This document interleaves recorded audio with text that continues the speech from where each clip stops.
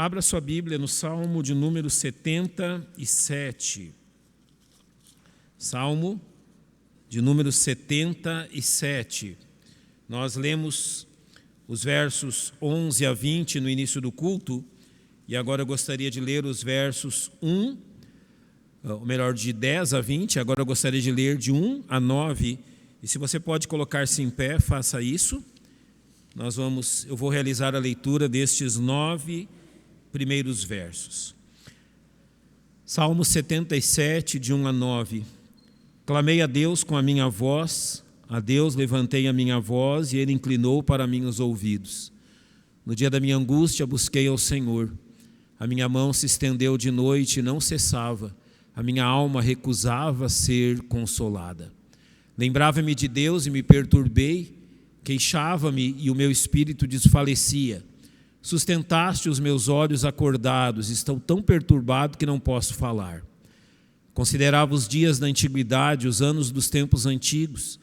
De noite chamei à lembrança o meu cântico, meditei em meu coração e o meu espírito esquadrinhou. Rejeitará o Senhor para sempre e não tornará a ser favorável? Cessou para sempre a sua benignidade? Acabou-se já a promessa de geração em geração? Esqueceu-se Deus de ter misericórdia, ou encerrou Ele as misericórdias na sua ira? Até aí. Podem se assentar, irmãos.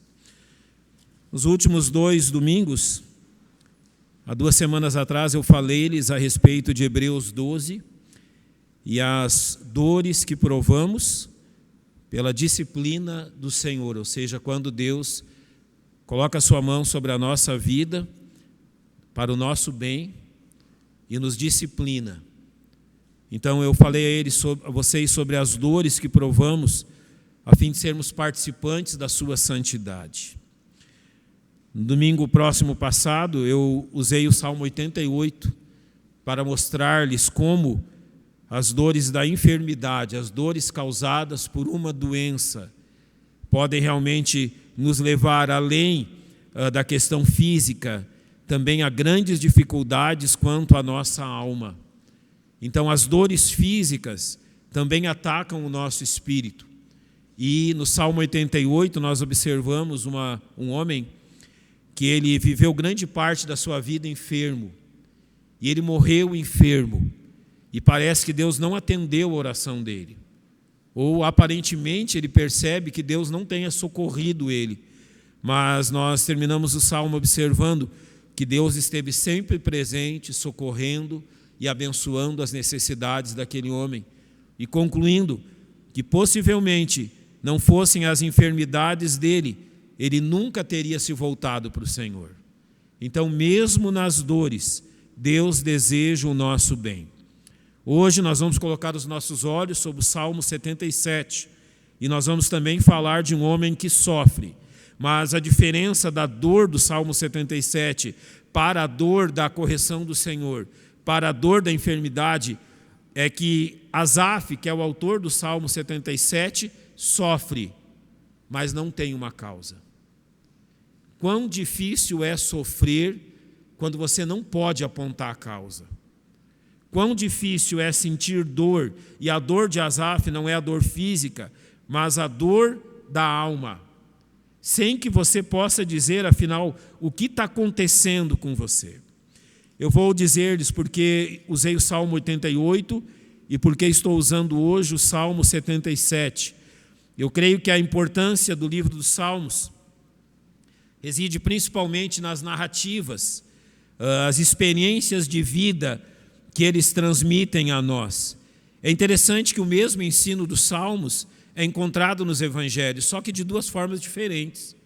Nos Evangelhos é um ensino didático, ou seja, sequencial nesse sentido. Nos Salmos é um ensino de nível prático. Então, aquilo que você aprende nos Evangelhos, você vê na prática nos Salmos, e por isso os Salmos são preciosos a nós.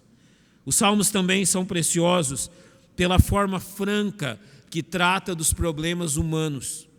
Notem que os Salmos, e você pode tomar o Salmo 38, o Salmo 32, o Salmo 51, que tratam do pecado de Davi, da disciplina de Deus sobre ele, os Salmos não escondem as falhas dos seus personagens, por mais incríveis que esses homens tenham sido. Asaf foi um dos 3 grandes músicos de Israel. Asaf era um homem de uma espiritualidade incrível. Ele era o regente do coral da nação de Israel. Mas quando você vai para o Salmo 73, Asaf está lutando com a prosperidade dos ímpios. Agora você vem para o Salmo 77 e Asaf está lutando contra a depressão e ele não sabe o que causa dor nele. Os salmos são francos. Eles não escondem a realidade. Então, quando nós estudamos os salmos, nós temos uma descrição honesta do que é o ser humano. Agora, e principalmente, a forma que nós utilizamos os salmos, eu sei que muitos podem gostar de ler os salmos como se fossem leituras tranquilizantes, eu posso dizer assim, talvez um suposto efeito psicológico dos salmos na nossa mente. Outros gostam de ler os salmos pela sua beleza poética, mas aquilo que nós devemos reconhecer ao lermos os salmos, é que tudo aquilo que eles falam é verdade. As coisas são exatamente dessa forma. A leitura dos salmos é um choque de realidade. A vida é desse jeito. A vida ela tem dores e enfermidades que levam as pessoas à morte sem que elas tenham uma explicação. Os salmos demonstram que a vida tem dores que a gente simplesmente não sabe de onde vem. A gente não tem uma descrição. Deus não manda uma carta dizendo qual é o nosso real problema. Então, este Salmo 77, ele é especial, principalmente dentro dessa questão. Ele é também, eu tenho usado salmos de lamentação, e neste salmo também o salmista Asaf, ele clama a Deus pela sua misericórdia. Mas há uma coisa aqui. Asaf não revela no salmo qual é o problema. Asaf não revela se é uma doença, se é um inimigo, se é algo que está acontecendo. O que nós sabemos é que o problema de Asaf não decorre de pecados encobertos. Não há pecado na questão. Há só dor e sofrimento. Mas não há um apontar da razão por que Asaf sofre. E há uma grande lição em todo esse salmo, o verso que ele inicia. Clamei a Deus com a minha voz, a Deus levantei a minha voz, e ele inclinou para mim os ouvidos. É incrível o que Asaf fez aqui. Esse é o verso que devia terminar o salmo.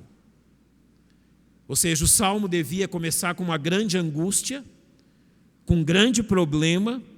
O salmo devia começar com uma dor inexplicável da alma, mas ele não começa desse jeito.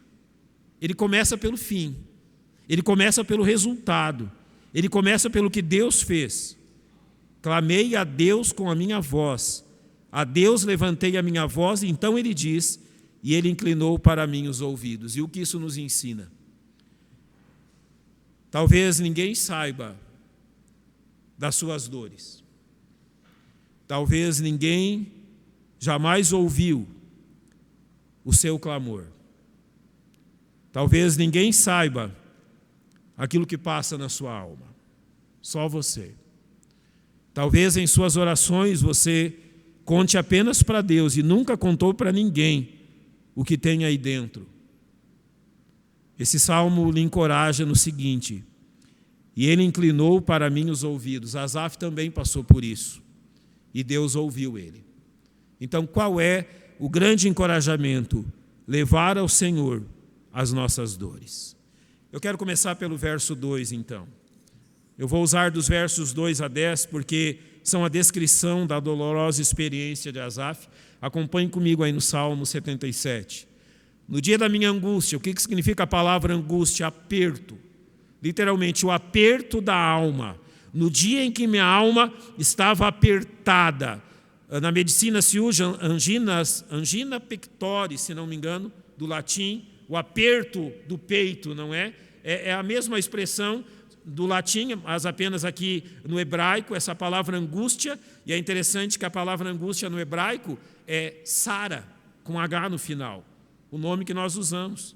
Então esta Sara, esta angústia, no dia da minha angústia, do aperto da minha alma, busquei ao Senhor. A minha mão se estendeu de noite e não cessava, a minha alma recusava ser consolada. Então ele diz que no dia da angústia, da dor da alma dele, ele buscou o Senhor. É a primeira coisa que ele faz. Mas ele diz que ele buscou a Deus durante toda a noite, de forma ininterrupta. Mas ele nos acrescenta que a minha alma recusava ser consolada. Talvez Asaf tenha compartilhado com alguém a dor da alma dele. Nós não sabemos. Mas mesmo que ele tenha compartilhado, e mesmo que amigos estivessem ao lado dele, nós não sabemos se isso aconteceu. Aparentemente nada podia estancar a dor da alma dele. A carga de tristeza da alma dele era tão pesada que ele não encontrava meios de vencê-la. Ele não conseguia sair debaixo da angústia. Literalmente, a minha alma recusava. Eu falava para ela, eu procurava animá-la, mas a minha alma recusava ser consolada. Nos Salmos você encontra diversas vezes, e Asaf faz isso, homens falando a sua própria alma. Toma, por exemplo, você pode ler em casa, o Salmo 42. Ele é um exemplo claro disso, de falar com a própria alma. Mas aqui Asaf está dizendo que ele está dando realmente, ou ele está lendo o Velho Testamento, ou está demonstrando verdades à sua alma, mas parece que isso não tem resultado. A minha alma literalmente recusa em receber consolo. Parece que nada está funcionando para acabar com essa dor. Ele diz no verso 3, lembrava-me de Deus e me perturbei, queixava-me e o meu espírito desfalecia. Aquilo que ele descreve aqui é que ele procurava manter os pensamentos em Deus, mas parece que a mente dele vagava. Ele tentava se lembrar de Deus, ele tentava focar sua mente em Deus, mas parece que a dor da sua alma desviava esse objetivo dele. Ele se queixava, aqui literalmente, ele está procurando um porquê da dor e do sofrimento que há na alma dele. E ele diz que o espírito dele desfalecia, ou seja, literalmente ele estava perdendo as forças sem encontrar a razão do que estava acontecendo com ele. Talvez uma das coisas mais difíceis de nós tratarmos conosco mesmo é nós termos tanto uma dor física quanto uma dor emocional, a dor da alma, que a gente simplesmente não consegue determinar a razão dela. A gente não consegue determinar o que está errado, da onde vem. E é isso que está acontecendo com Asaf. Olha então como isso começa agora a ter resultado, aquilo que nós chamamos de resultados psicossomáticos, começam na mente, começam no interior e agora se alastram para o exterior. Olha o verso 4. Sustentaste os meus olhos acordados, estou tão perturbado que não posso falar. Duas coisas aconteceram. Primeiro, a insônia. Sustentaste os meus olhos acordados. Literalmente o sono começou a fugir de Asaf. E quando ele diz, estou tão perturbado que não posso falar, é algo bem conhecido quando um estado de agitação mental e emocional paralisa as cordas vocais e a pessoa perde a capacidade de falar. Então aqui a angústia, a agonia da alma de Asaf o levou tanto à insônia quanto à incapacidade de verbalizar o que estava acontecendo. E aqui você pode entender um pouquinho de qual era o nível da dor desse homem. Qual é o nível daquilo que está acontecendo com ele.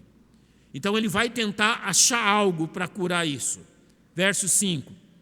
Considerava os dias da antiguidade, os anos dos tempos antigos, ou seja, ele está achando uma forma de amenizar o seu sofrimento, recordando de dias melhores. Ele está recordando de dias felizes. Possivelmente ele está aqui pensando no passado, procurando alguma razão também para justificar o presente. No verso 6 ele ainda diz, de noite chamei à lembrança o meu cântico, meditei em meu coração e o meu espírito esquadrinhou. Literalmente ele está buscando a solução no seu próprio íntimo.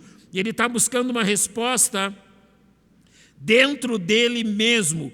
Quando ele diz meditei em meu coração, ele está dizendo que sondava o seu coração, sondava os seus pensamentos, ele esquadrinhou a alma dele para tentar descobrir o que estava acontecendo.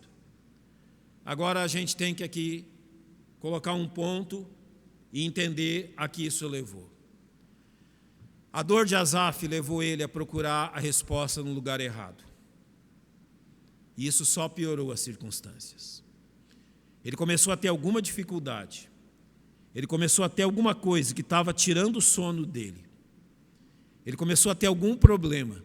Ele não revela qual. Não era um pecado, mas era algo realmente que estava incomodando o coração dele. Então, aonde ele foi buscar a resposta? Dentro dele mesmo. A gente tem que agora perceber qual foi o grande erro de Asaf. Nunca será a solução tentar buscar a resposta às nossas dores dentro do nosso próprio coração pecaminoso. Quando você começa a fazer perguntas para si próprio, você vai ter as respostas erradas. Quando você começa a questionar a si próprio, o seu próprio coração e a sua alma, e você começa a tentar achar em você mesmo uma resposta para aquilo que está acontecendo, você simplesmente está plantando ainda mais dificuldades. A introspecção, o tentar achar dentro de mim mesmo a solução para os meus problemas, isso nunca vai terminar bem, porque as respostas, e resposta alguma, está dentro de nós. Não há resposta alguma dentro do nosso próprio coração. Nós estamos ignorando, quando fazemos isso, de onde vêm as nossas respostas. E sabe o que aconteceu com Asaf? A coisa piorou, e você vai ver agora a partir do verso 7, simplesmente porque ele questionou o lugar errado. Ele questionou, ele procurou a solução no lugar errado, e o resultado das suas inquirições levou a um problema ainda maior. E qual foi? A partir do verso 7, nós começamos a perceber como Asaf começou a culpar Deus por aquilo que estava acontecendo. Olha agora, lembra de semana passada que isso aconteceu também no Salmo 88? O salmista, no Salmo 88, começa a questionar Deus quando ele iria agir na enfermidade dele. Agora, como não há uma enfermidade, Asaf vai começar a tratar a coisa do seguinte termo. Verso 7. Rejeitará o Senhor para sempre e não tornará a ser favorável. A primeira conclusão dele é qual? Deus me abandonou. O Senhor vai me rejeitar para sempre? Quer dizer, então, que o Senhor me abandonou e agora não tem mais negócio entre nós? A segunda inquirição tem a mesma resposta. Não tornará a ser favorável, ou seja, Asaf está concluindo que Deus deixou de ser gracioso e aceitável com ele. Deus literalmente fechou as portas.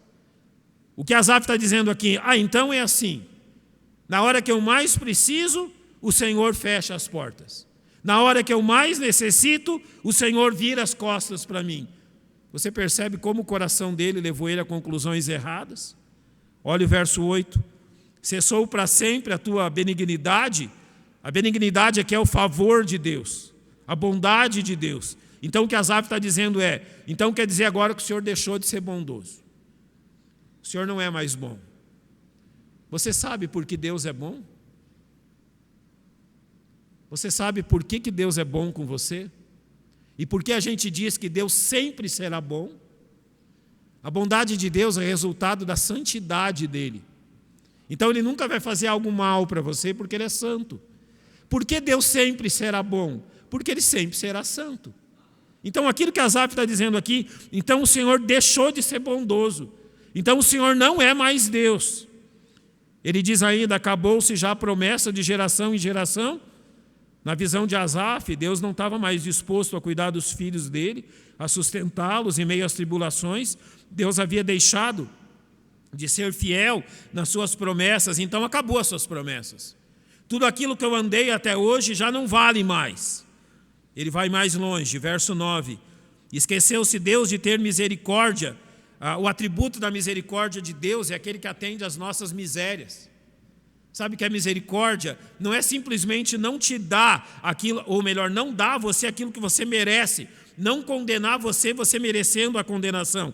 Mas a misericórdia de Deus é atender-nos em meio às nossas misérias. Então Asaf está dizendo, o Senhor não é mais misericordioso, agora o Senhor é indiferente para com as dores e o sofrimento do ser humano. Então agora um ser humano pode sofrer o que for e o Senhor não vai mais se importar com isso.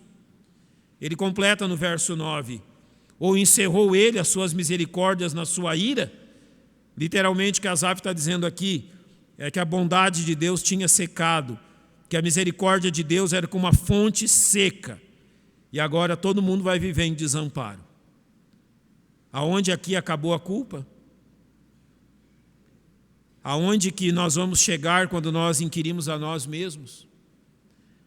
Qual é a conclusão que chegamos quando nós perguntamos para nós mesmos o que está acontecendo? Deus deixa de ser Deus. Esse é o grande problema. Notem que no verso 10 ele diz: isto é enfermidade minha, literalmente. Esta é a minha enfermidade, esta é a razão das minhas dores. Deus me abandonou. Ele diz aqui: mas eu me lembrarei dos anos da destra do Altíssimo. É o máximo que eu posso fazer. Apenas me lembrar do Deus que um dia ele foi, mas que não é mais. Eu quero dar-lhes 3 conclusões daquilo que Asaf fez consigo mesmo. A primeira delas: a sua inquirição interna acabou por distorcer a verdade a respeito de quem é Deus, fazendo com que Deus se pareça mais com um homem do que com Deus. Um pequeno Deus cheio de caprichos e vaidades. Foi isso que o coração de Asaf respondeu: Deus é igual a nós. Ele é cheio de caprichos e vaidades como nós somos. Em segundo lugar, a autoinquirição de Asaf abriu as portas para que a noção maligna de que Deus não deseja seu bem fosse aceita. Ou seja, Deus não é tão bom como a Bíblia diz. Foi isso que ele colheu. Deus agora se tornou não o Deus maravilhoso das Escrituras, se tornou um Deus mau. E por fim, o grande mal da inquirição interna de Asaf é que ele acabou por agir como um juiz, determinando o bem e o mal e tentando ocupar um lugar que cabe somente a Deus. Qual é o grande problema de tentar achar as respostas dentro de você mesmo? Simplesmente você acaba por ocupar o lugar de Deus. Quando as coisas difíceis acontecem, quando as dores tomam a nossa alma e nós queremos chegar à determinação de por que aquilo aconteceu, nós estamos simplesmente ocupando o lugar de Deus. E essa não é a solução. Jamais volte para dentro de si mesmo. Jamais procure a resposta dentro do seu próprio coração. Isso vai terminar mal. Por mais difíceis que sejam as lutas e as tribulações, por maior que seja a dor, nunca deixe o seu próprio coração responder o porquê. Só Deus o sabe. E muitas vezes, como vimos no Salmo 88, Deus não vai responder o porquê. Simplesmente porque nós não conseguimos suportar a razão dos seus atos. Deus tem que continuar a ser Deus e nós continuarmos a ser quem somos. A primeira grande lição de Asaf é essa. Agora, a partir do verso 11, nós percebemos como ele retorna à sobriedade. Até agora, Asaf olhou simplesmente para dentro de si mesmo. Ele procurou uma resposta dentro de si mesmo. Ele procurou uma razão para as dores dentro do seu próprio coração. Agora, dos versos 11 a 20, a situação vai mudar. Ao invés de buscar dentro de si mesmo, olha o que o verso 11 diz: eu me lembrarei das obras do Senhor, certamente que eu me lembrarei das tuas maravilhas da antiguidade. Agora Asaf literalmente começa a recordar dos feitos do Senhor. Isso não eram coisas subjetivas, agora ele vai para as ações reais que Deus já tinha realizado e que não podiam ser apagadas. Ele começa agora a trazer à memória aquilo que Deus havia feito e que está registrado no seu livro. Você já entendeu por que nós temos a Bíblia? Você já entendeu por que nós temos o Velho Testamento? Não é só para contar a história de Israel. É para registrar de forma eterna as coisas que Deus já fez. O Velho Testamento não está aqui simplesmente para a gente entender como um povo teimoso foi suportado por Deus durante tanto tempo, mas sim para demonstrar como Deus foi bondoso com esse povo teimoso e vai cumprir as promessas dele para eles, independente do que eles fazem. O Velho Testamento está aqui para nos apresentar quem é Deus, através das atitudes dele. Por isso o verso 12 diz: meditarei também em todas as tuas obras, falarei dos teus feitos. Agora, ele não vai mais para dentro de si mesmo, mas para aquilo que Deus um dia já realizou. E ele começa a buscar, agora dentro do livro de Deus, à procura das evidências da ação de Deus. Aonde Deus agiu? O que Deus já fez? Como que Deus fez isso? Então ele começa a chegar a algumas conclusões. O teu caminho, ó Deus, está no santuário. Quem é Deus tão grande como o nosso Deus? A primeira conclusão dele: tem um lugar aonde Deus se revela de uma forma especial. Asaf trabalhava nesse lugar. Asaf ia todos os dias a esse lugar. Asaf regia o coro de Israel na frente desse lugar. Você está entendendo a imagem? Ele estava todos os dias na casa de Deus. Ele estava todos os dias na casa de Deus, se esquecendo de Deus. Mas então ele recorda: olha, onde é que eu estou? O teu caminho, ó Deus, está no santuário. O teu santuário, o teu templo demonstra quão grande o Senhor é. Então ele começa a lembrar por que aquele lugar estava ali. O verso 14 diz: tu és o Deus que fazes maravilhas. Tu fizeste notória a tua força entre os povos. Então, ele começa a lembrar como Deus estabeleceu aquela cidade, como Deus estabeleceu aquele templo naquele lugar. Ele começa a se recordar das manifestações do poder de Deus. E entre elas, no verso 15, ele encontra: com o teu braço remiste o teu povo, os filhos de Jacó e José. Remiste, literalmente, compraste o teu povo. Aqui ele se recorda do livramento da escravidão no Egito e da forma miraculosa como Deus havia libertado o seu povo. Então, no verso 16, ele lembra de um fato específico: as águas te viram, ó Deus. As águas te viram e tremeram, os abismos também se abalaram. Ele começa a recordar de como Deus havia aberto as águas do Mar Vermelho para que o seu povo então passasse em meio a elas, e depois as mesmas águas destruíram os inimigos de Israel. Ele não foi testemunha desses fatos, mas ele sabe que Deus o fez. Muitas vezes eu me deparo com pessoas que tratam a Bíblia simplesmente como uma fábula. É tudo uma fábula. Tudo é história de gente que não quer viver dentro da realidade. Não existe no mundo realidade maior do que o agir da mão de Deus. Esse mundo foi criado por Deus, e Deus sustenta esse mundo. E nada do que acontece nesse mundo acontece à parte do que Deus tem planejado. Isso não é uma fábula. A história que Deus abriu o Mar Vermelho não é uma fábula. A história que Deus livrou o povo de Israel não é uma fábula. É o relato das Escrituras. Agora, os versos 17 e 18 trazem um dado que os livros de Moisés não mostram. As nuvens lançaram água, os céus deram um som, as tuas flechas correram de uma para outra parte, a voz do teu trovão estava no céu, os relâmpagos iluminaram o mundo, a terra se abalou e tremeu. Nos livros de Moisés não está escrito que houve aqui algo como um terremoto ou algo como uma grande tempestade quando Israel se viu livre do Egito. Há alguns escritos orientais que descrevem isso, mas a Bíblia não descreve. Mas Asaf os tomou também como verdadeiros dentro daquilo que conhecia do teu povo. Então ele chega aos versos 19 e 20, e aqui é uma lição preciosa. O teu caminho é no mar, e as tuas veredas nas águas grandes, e os teus passos não são conhecidos. Ao dizer que o teu caminho é no mar, Asaf está dizendo que os caminhos de Deus passam por onde os homens naturalmente não podem avançar. E ele está começando a entender que a grandiosa obra de Deus não deixa vestígios visíveis. O que isso nos ensina? Irmãos, Deus, Ele realiza grandes coisas nesse mundo. Ele continua curando pessoas de uma forma miraculosa. Ele continua livrando pessoas da morte de uma forma inexplicável. Ele continua suprindo a necessidade dos seus filhos de uma forma que nem eles mesmos podem descrever. Ao dizer que o caminho do Senhor é no mar e os passos dele não são conhecidos, Asaf está entendendo que Deus não deixa vestígios. O que Deus deixa? Ele não deixa vestígios visíveis.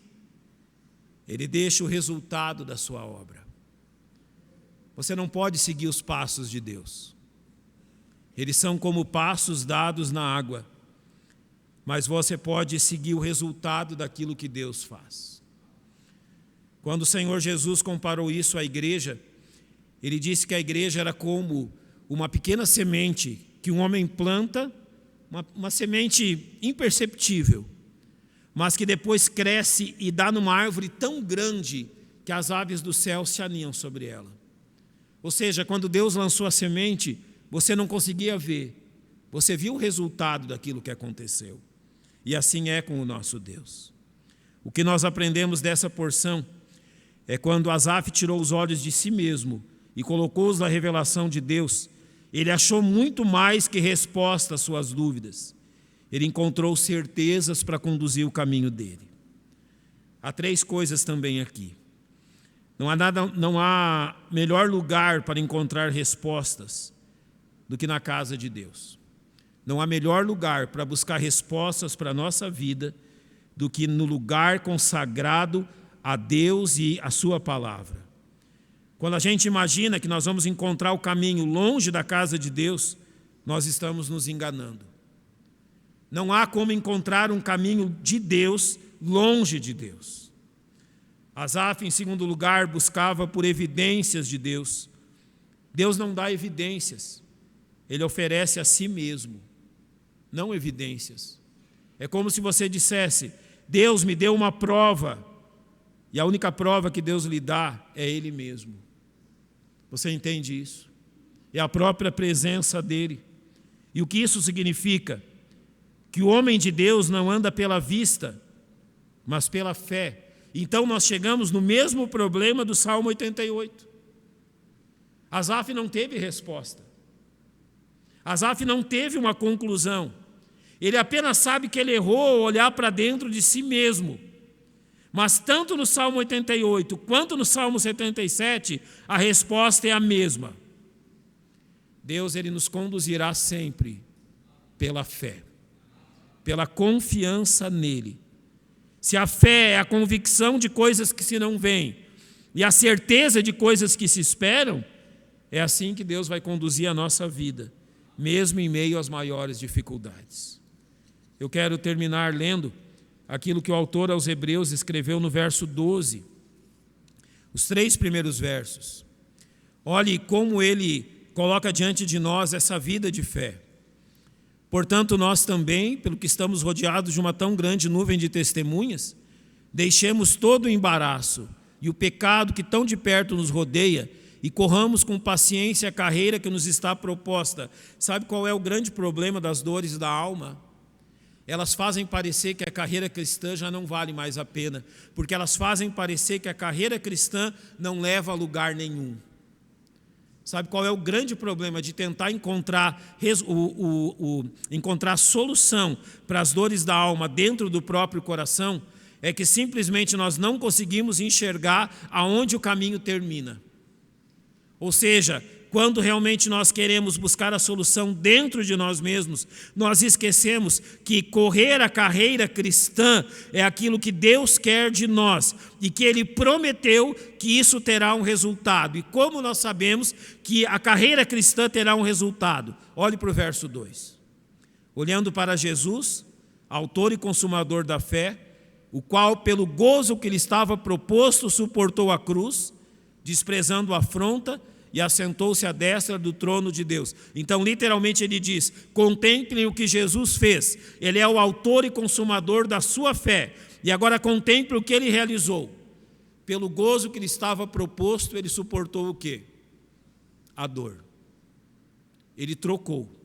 Ele cambiou. O gozo do céu pela dor dos homens. Quando ele diz que ele desprezou a afronta, ele diz que ele desprezou o fato de ser desprezado. E aonde ele está hoje?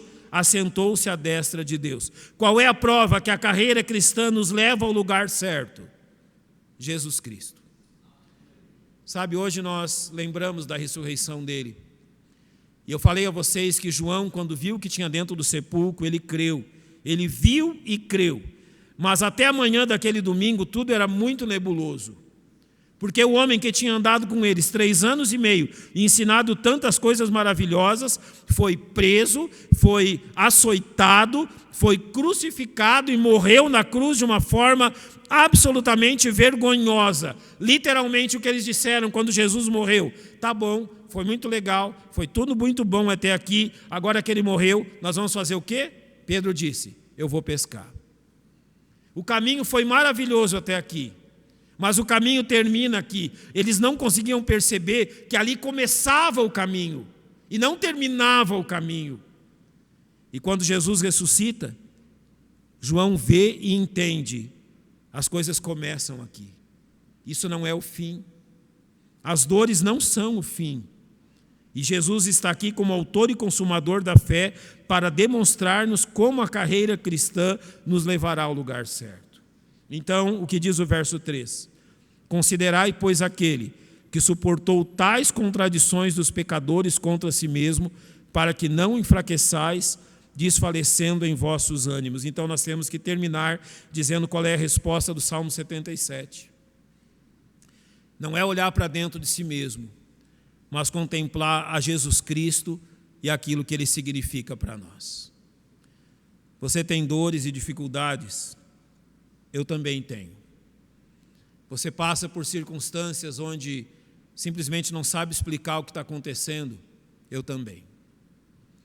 Tem dias que você não sabe de onde vêm as dores, aquilo que assalta a sua alma. Você não está sozinho nesse caminho. Muitos de nós também enfrentam as mesmas dores. Qual é a solução? Olhar para dentro de nós? Não. Olhar para Cristo e para a palavra de Deus. Eu quero terminar lhe dizendo algo. Como você se livra dessa armadilha? Olhar para si mesmo traz aflição. É isso que Asaf ensinou. Quando você olha para si mesmo, você fica aflito. Olhar para os outros traz desânimo, porque nós contemplamos que também eles são fracos como nós. Agora, olhar para Cristo fortalece o coração. É aí que os seus olhos devem estar. Como termina o Salmo? Ele devia terminar desse jeito, mas ele começou assim, não é? Então nós vamos ler o verso 1, como se ele fosse a conclusão do Salmo. Clamei a Deus com a minha voz. Levantei a minha voz, e daí tem algo maravilhoso aqui. E Ele inclinou para mim os ouvidos. Não há algo melhor do que isso. Não há algo melhor do que saber que Deus nos ouve e está pronto a nos atender. Ande pela fé. Jesus Cristo seguiu a mesma jornada que você segue hoje, e você chegará no mesmo lugar aonde Ele chegou. Vamos fechar os nossos olhos, vamos orar. Os irmãos vão escolher um cântico.